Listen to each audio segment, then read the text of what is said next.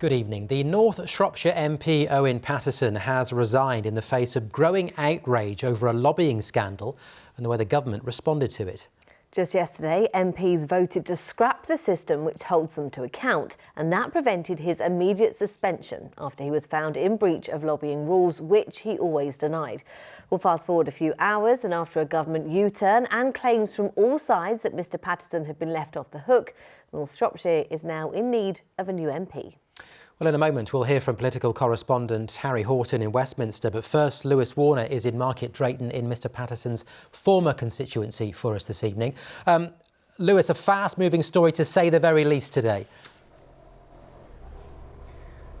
Yes, what a difference a day makes. It was just 24 hours ago on our programme that we were reporting that MPs had voted to support Mr Paterson. They'd effectively thrown their arms around him, given him a wall of support, and he looked strong, in a strong position at that point. But that wall of support appeared to be wearing thin this morning when the government announced it wouldn't actually be going forward with what MPs voted to do just the day before, because they said that the plans didn't have cross-party support, and it's believed that that would not have then been practical. Now, Mr Paterson says that this whole ordeal has caused undue stress on his family. He actually believes the original investigation contributed to his wife's death, and he says it's because of that, because of his family, that he has decided he will no longer be the MP for North Shropshire. A few minutes ago, I spoke to some of his former constituents. He's obviously felt he needs to go, and yeah, it's probably the right thing, isn't it? You know, so I think the whole thing's a fiasco, really, to be honest. Well, he should have done it earlier, in my opinion. Yes, I don't think he had any choice but to do that. But I feel sorry for the man. Well, tonight the Prime Minister says he is very sad that his old friend Owen Paterson has decided to resign. But let's not forget, it will be that government announcement that was made today in the House of Commons. No doubt that was playing on Mr Paterson's mind. The dizzy world of Westminster politics has come full circle. The Leader of the House, who yesterday argued for a change in accountability rules, today announced it wouldn't go ahead, sparking the resignation of the man at the heart of the controversy. This afternoon, Owen Paterson said, "The last few days have been intolerable for us. Worst of all was seeing people, including MPs, publicly mock and deride Rose's death and belittle our pain. My children have therefore asked me to leave politics altogether, for my sake as well as theirs. I agree with them. I do not want my wife's memory and reputation to become a political football. Above all, I will always put my family first."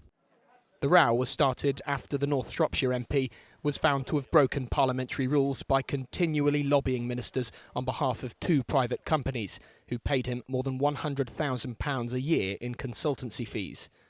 The process could have seen Mr Paterson suspended from Parliament and his North Shropshire constituents given the opportunity to oust him from office. But today he took that decision out of their hands and into his.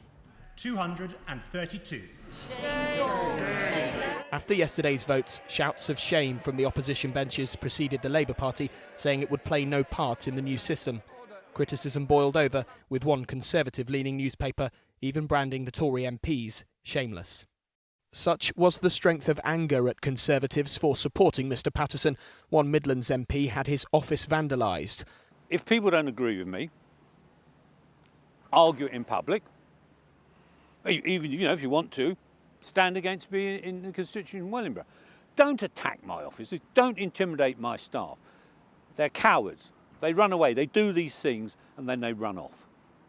Mr Paterson says he will remain a public servant, but outside what he calls the cruel world of politics. Well, it's important to say that Mr Paterson strongly denies any wrongdoing. He leaves this constituency that he's represented since 1997 with a by-election looming. And if you'd asked me whether that was likely after the vote yesterday, I'd have probably have said no. But a day is certainly a long time in politics. It certainly is, Lewis, for the time being in Shropshire. Thank you very much indeed.